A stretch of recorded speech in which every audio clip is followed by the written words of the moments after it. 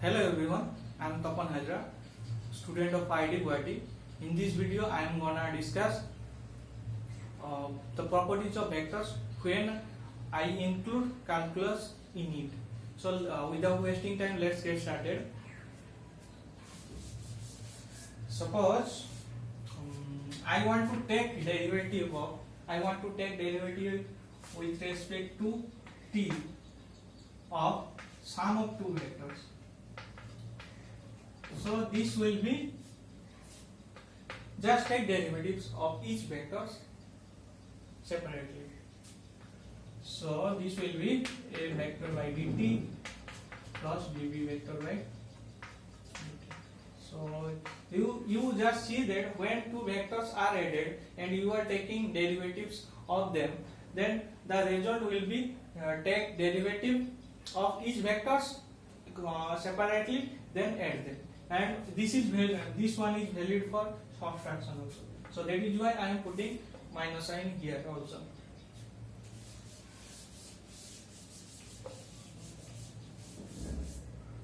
If two vectors are multiplied, suppose I want to find derivative of two vectors and two vectors are in cross product.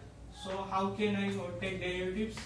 So it will be just take derivative separately. So this will be dA by dt, close the bracket, is b plus I have taken the derivative of this one. Then in the next step, you skip this one and include this one. I mean this will be a vector cross bb vector by dt. So this is how derivative of vectors is done. Similarly, for you can do for dot products also. Dot product, you just put the dot product here and also here. Similarly, if you want to calculate derivative integration of these vectors, suppose here plus sign is added, plus minus dt. Then in that case, just take integration separately. So it will be a vector dt plus b vector dt separately. If multiplication is there here, then keep it as it is because there is no addition rule. So in this way, and also there is a parts integration by parts. For example, instead of writing in vector form, let us see with scalar form. Integration by parts says that u and v. If you want to integrate this one, we have two functions, u and v. How can I integrate this one? So, integration of parts says that you can integrate this integral by integrating separately. I mean, you have to, for example, I am taking u as a first function. Then integrate the second function. Integrate second function.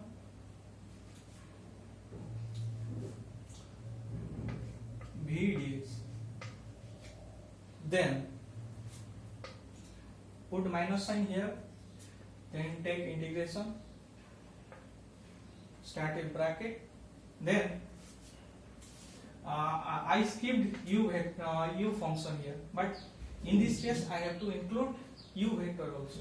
So just take derivative of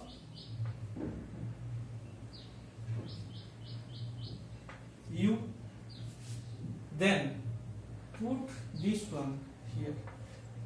This will be v dx, close the bracket, then again integrate.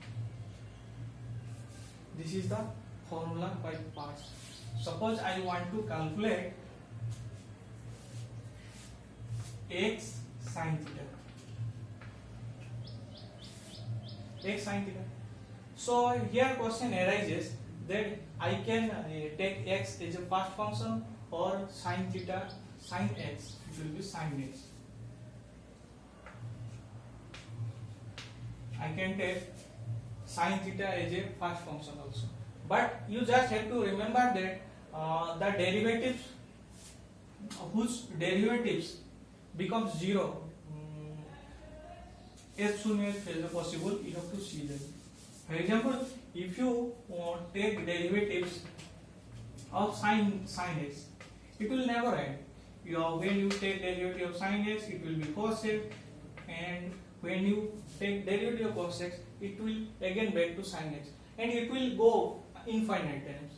But if you take derivative of x 2 times, for example, if you take derivative 1 times, it will be 1, and derivative of second times, when you take derivative of second times of 1, it will be 0.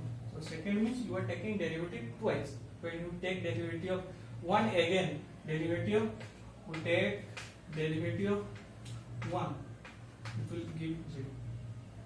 And taking derivative 1 2 times means I am here taking derivative 2 times here, that is why I put 2 sign here.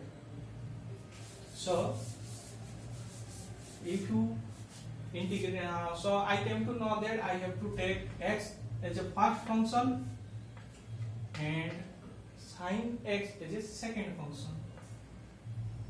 So when I try to integrate this one, it will be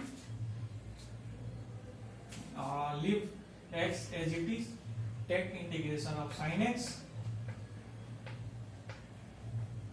then minus sign, take derivative of u, I mean derivative of x. So derivative of x, take dx by dx dot integration, put here integration of sin x dx, then whole dx. So it will be, when you integrate sin theta, it will be x times integration of sin x, you know it is minus cos x minus this is 1, it is 1, and this is this will be minus integration of sin x, so it is minus cos x. So 1 times minus cos x dx, and here you will find that this is our minus